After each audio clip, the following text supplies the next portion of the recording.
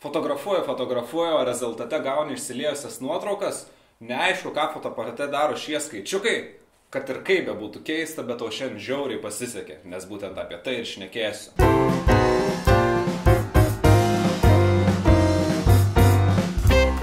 Sveiki, čia Gytis iš fotokursai.lt. Na ir šiandien mūsų tema yra išlaikymas. Bandysim suprasti vieną iš 3 svarbiausių fotoaparato parametrų. Kol nefotografuojame, šviesa iš objektyvo atkeliavus į fotoaparato vidurius atsimuša nuo veidrodžio ir lūžusi vadinamą pentaprizmėje iškeliauja per akutę. Tačiau kai mes paspaudžiame fotografavimo mygtuką, veidrodis pakyla, atsiveria užuolaidėlė ir šviesa patenka į vaizdo sensorių.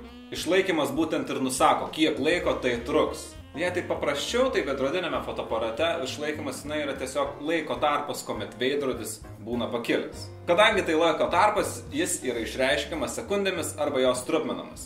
Tokį žymėjimą fotoaparate rasite, o tiesiogiai pakeisti išlaikymą galite naudodami S arba M režimus. Tad manau nesunku suprasti, jog kuo ilgesnis bus išlaikymas, tuo daugiau šviesos fotoaparatai ir pasieks, ar ne? Pabandykime. Padarom 3 nuotraukas. Per tamsią, šviesę ir per šviesę. Labai trumpas išlaikymas, 1/500 sekundės dalis, vidutinis 1/200 ir sąlyginai ilgas, 1/30.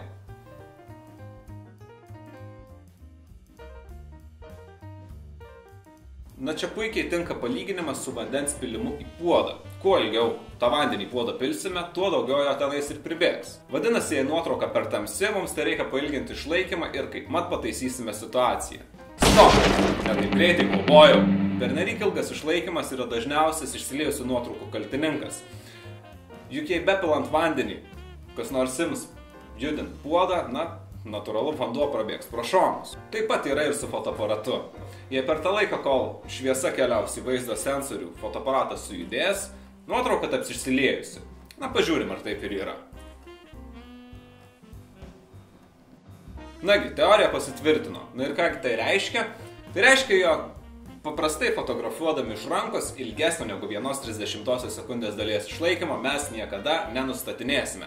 Antraip nuotraukos gausis neryškius. Nors tai ir ypač trumpas laiko tarpas, tačiau žmogus nėra statula ir tiek laiko jis fotoaparatą išlaikyti stabiliai dėja nesugeba. O kam tuomet reikalingi ilgesni išlaikymai, kaip sekundė, 5 sekundės, 10 ar 30? Apie tai kitoje video pamokėlėje arba mano vedamuose fotografijos seminaruose, kurių datas rasite video aprašyme. Sekite mūsų Facebooką, prenumeruokite šį YouTube kanalą, ir aš garantuoju, jog ilgai netrukus fotoaparatą valdysite kaip peilis su šakute. Ačiū, kad žiūrėjote. Čia buvo Gytis.